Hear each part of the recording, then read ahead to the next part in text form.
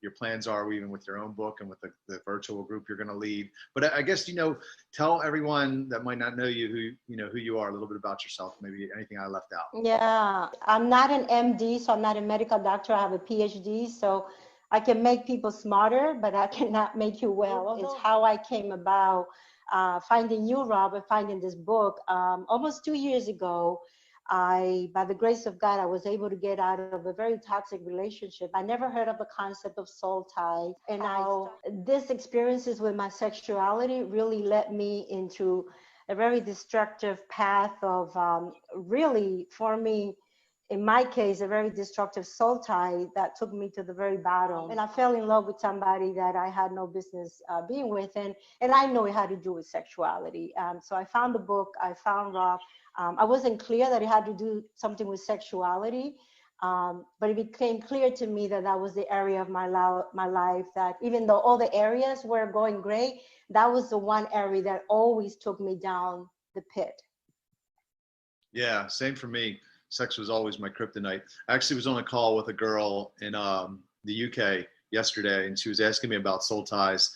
And then somebody asked me after, they're like, is that in the Bible? And I'm like, the term soul tie isn't in the Bible, but the cleaving together, the two become one flesh, the two will cleave together and become one flesh. That is in the Bible. I believe it's all biology. It's not only biology, but it is a lot biology, where the hormones, oxytocin's released, you get stuck on people, and then all of a sudden you don't even know if they're the person. You don't even know if they're a good person necessarily, but now you want to be with them and you don't want anybody else to have them. And it's complicated and, hard to get out of, even for both sexes, whether even if you're not as emotionally invested as the other person, it still becomes hard to get out of because you might not want them, but then you don't want anybody else to have them. And then it just pulls you back. And so many people I've seen go through this where they just, rather than even try to get out of it, they just stay together because it's too hard. It's too hard to break the soul tie. So you have to be really careful. And you said, it is positive. The positive soul ties, there's negative. I believe the positive is because God gave us that glue, that oxytocin, because he wants us to stick together to preserve the family unit.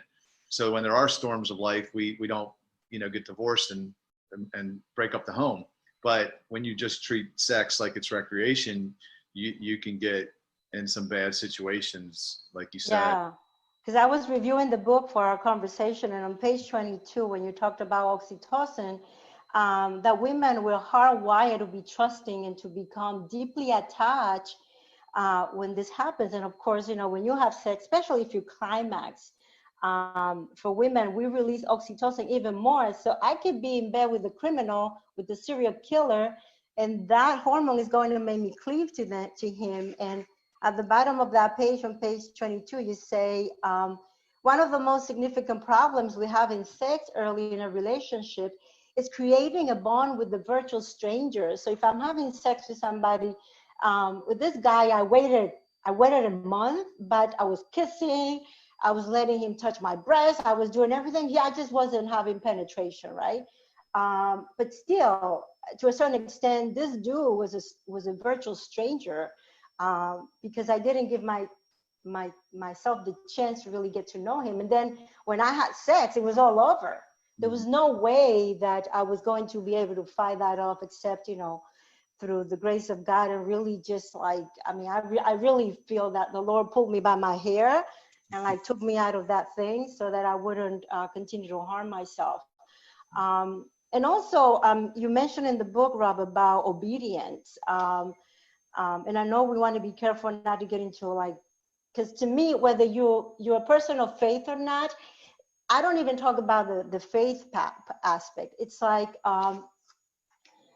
if you honor your body, if you honor yourself, if you understand basic biology, you would know that at a minimum, you wait until commitment, ideally until marriage, just because basically you don't have the sound mind, especially if the sex is good. And even if the sex is bad, even when the sex is not that great, you still clinging to this dude. I was like, Lord have mercy. But anyway, that's a whole different. Yeah, why am I with this person?